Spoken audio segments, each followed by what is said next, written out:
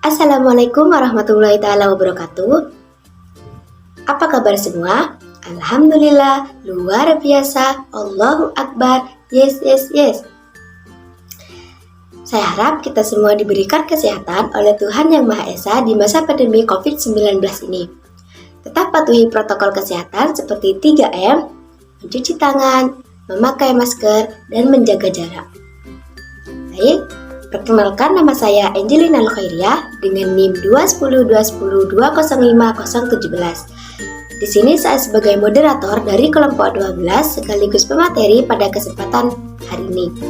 Sebelumnya, saya ucapkan terima kasih kepada Ibu Laili Nur Aisyah, SPD MPD selaku dosen pengampuh mata kuliah konsep dasar PAUD, dan juga teman-teman yang saya banggakan. Sebelum saya memaparkan materi, izinkan saya memperkenalkan kelompok 12. Yang pertama, ada diri saya sendiri, yaitu Angelina Al-Khairiyah dengan NIM akhir 017. Dan ada rekan saya, Rahmatun Nikmah wa Qurratul Aini dengan NIM 21020505018. Nah, di sini saya akan menjelaskan tentang pemerolehan bahasa pada anak menurut teori nativis. Pemerolehan bahasa pada anak menurut teori nativis pernah mengatakan bahwa pemerolehan bahasa pada anak dengan kapasitas genetik yang mempengaruhi kemampuan dalam memahami bahasa di sekitar dan menghasilkan sebuah konstruksi sistem bahasa yang tertanam dalam diri. Artinya, pemerolehan bahasa adalah proses yang berlaku di dalam otak seorang anak. Nah, sedang pemerolehan bahasa ibunya. Proses bahasa pada anak sedang memperoleh bahasa ibunya terdiri dari dua aspek. Di antaranya, yang pertama, aspek education, yang kedua, aspek kompetensi. Nah, selanjutnya yaitu pemerolehan bahasa menurut Chomsky. Nah, menurut Chomsky ini, pemerolehan bahasa adalah anak sejak lahir atau anak yang baru lahir ke dunia itu telah memiliki bekal atau disebut dengan penguasaan bahasa atau nama lain LAD dalam kurung Language Acquisition Device. Nah, selanjutnya yaitu LAD atau Language Acquisition Device. Language Acquisition Device ini memiliki 4. Yang pertama, kemampuan untuk membedakan bunyi dengan bunyi-bunyi yang lain. Yang kedua, kemampuan mengorganisasikan peristiwa bahasa ke dalam variasi yang lain. Yang ketiga, pengetahuan adanya sistem bahasa tertentu yang mungkin dan sistem yang lain yang tidak mungkin. Yang keempat, kemampuan untuk mengevaluasi sistem perkembangan bahasa yang menentukan sistem-sistem yang dengan cara sederhana dari data tersebut. Kemudian, ada pemerolehan bahasa pertama pada anak melalui 4 tahap. Yang pertama, tahap pemerolehan kompetensi dan performansi. Nah, kompetensi adalah pengetahuan tentang gramatika bahasa ibu yang dikuasai oleh anak secara tidak langsung atau tidak sadar. Gramatika terdiri dari 3 komponen, yaitu sintaksis dan fonologi, sedangkan performansi adalah kemampuan seorang anak untuk memahami atau mengkodekan dalam proses reseptif dan mengkodekan dalam proses produktif. Yang kedua, ada tahap pemerolehan exquisite. Nah, salah satu bentuk awal yang dikuasai anak adalah nomina, terutama yang dekat dengan tempat tinggal atau akrab. Pemerolehan sintaksis ini tergantung pada pemerolehan exquisite, contohnya anggota keluarga dan keluarga dekat. Yang ketiga, tahap pemerolehan sintaksis. Tahap pemerolehan sintaksis ini adalah pertama, anak normal dapat diamati pada usia 18 bulan, namun beberapa anak sudah exquisite pada usia 1 tahun dan anak-anak yang lain di atas 2 tahun. Pemerolehan sintaksis merupakan kemampuan untuk mengungkapkan sesuatu dalam bentuk konstruksi dan susunan kalimat. Yang terakhir, tahap pemerolehan fonologi. Tahap pemerolehan fonologi adalah tahap pemerolehan bahasa yang diawali dengan pemerolehan bunyi-bunyi dasar. Kemudian pada usia 1 tahun, anak mulai mengisi bunyi-bunyi tersebut dengan bunyi-bunyi yang lainnya.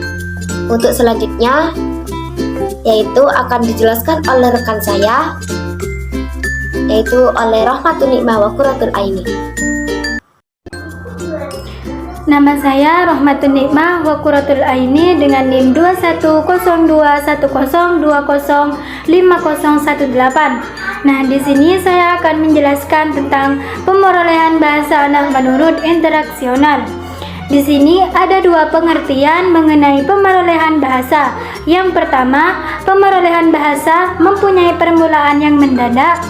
Yang kedua, pemerolehan bahasa memiliki suatu permulaan yang gradual yang muncul dari prestasi-prestasi motorik, sosial, dan kognitif pranalinguistik. Istilah pemerolehan dipakai untuk padanan istilah Inggris, yaitu equation, yakni proses penguasaan bahasa yang dilakukan oleh anak secara natural pada waktu dia belajar bahasa ibunya.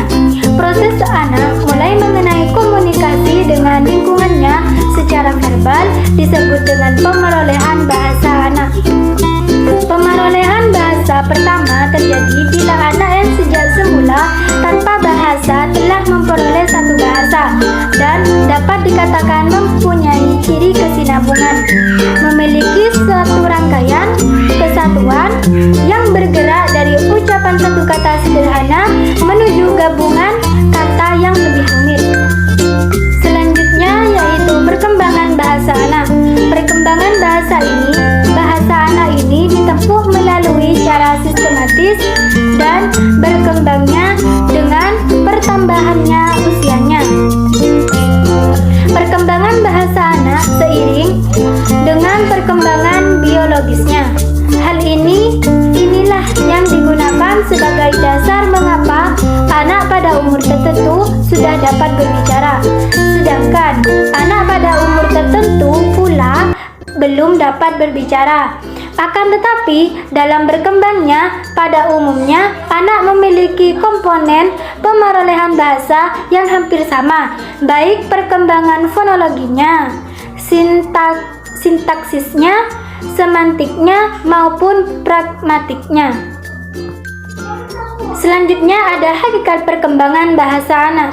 Bahasa Indonesia berfungsi sebagai bahasa pengantar di semua jenis acquisition dan jenjang sekolah, mulai dari TK sampai perguruan tinggi di Indonesia. Oleh karena itu, fungsi tersebut, maka bahasa memegang peranan penting dalam pembaruan dan peningkatan mutu acquisition, khususnya di TK. Fungsi bahasa ini dijelaskan dalam Depdikbud 1996 bahwa pengembangan kemampuan berbahasa di TK bertujuan agar anak didik mampu berkomunikasi secara lisan dengan lingkungannya. Selanjutnya dinyatakan lingkungan yang dimaksud adalah lingkungan di sekitar anak, antara lain lingkungan teman sebaya, teman bermain, orang dewasa, baik yang ada di rumah maupun yang ada di sekolah, dengan tetangga di sekitar tempat tinggalnya. Oleh karena itu, pemahaman tentang perkembangan bahasa anak, perkembangan bahasa tersebut diharapkan menjadi dasar dan rambu-rambu pada saat guru melaksanakan program pembelajaran. Selanjutnya di sini ada hubungan antar bahasa dan berbicara. Bahasa yaitu language dan berbicara adalah speech adalah dua hal yang tidak dapat dipisahkan antara satu dengan yang lainnya. Bahasa mencangkup setiap bentuk komunikasi yang timbul oleh pikiran dan perasaan untuk menyampaikan makna kepada orang lain. Dalam bahasa tersebut diperlukan penggunaan tanda-tanda atau simbol ke dalam sebuah kata tata bahasa yang berada dalam struktur aturan tertentu. Baik, terima kasih. Itulah pemaparan materi dari kelompok kami, kelompok 12. Saya ucapkan terima kasih dan Assalamualaikum warahmatullahi wabarakatuh. Dadah.